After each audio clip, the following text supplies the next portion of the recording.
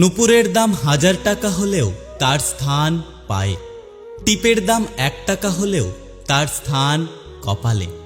ইতিহাস সাক্ষী আছে, লবণে কখনো পোকা ধরেনি, কিন্তু মিষ্টিতে প্রতিদিনই ধরে, এমনকি পিঁপড়েরাও ছাড়ে না।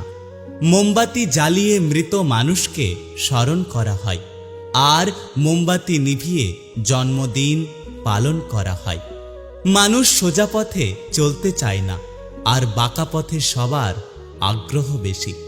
এই জন্য মদ বিক্রেতাকে কারোর কাছে যেতে হয় না, আর দুধ বিক্রেতা মানুষের দুয়ারে দুয়ারে ঘোরে। আমরা দুধ বিক্রেতাকে সবসময় বলি দুধে জল মেশাননি তো, অথচ আমরা মদে নিজেরাই জল মিশিয়ে খাই। একটা গাছ থেকে লক্ষাধিক দেশলাই খাঁটি হতে পারে, কিন্তু একটা দেশলাই খাঁটি লক্ষাধিক গাছকে জ্বালিয়ে দিতে পারে।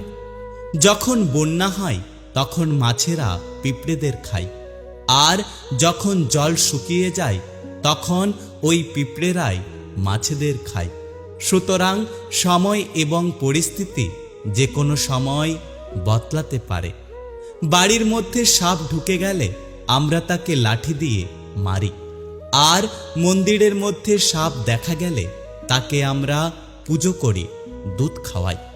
পৃথিবীতে সবথেকে বেশি মিথ্যে কথা বলা হয় আদালতে, ধর্মগ্রন্থ ছুঁয়ে, আর পৃথিবীতে সবথেকে বেশি সত্য বলা হয় মদের দোকানে, মদের গ্লাস হাতে নিয়ে। সময় বড় কঠিন হয়, তাই জন্যই তো ঘড়িতে ফুল নয় বরং কাঁটা থাকে।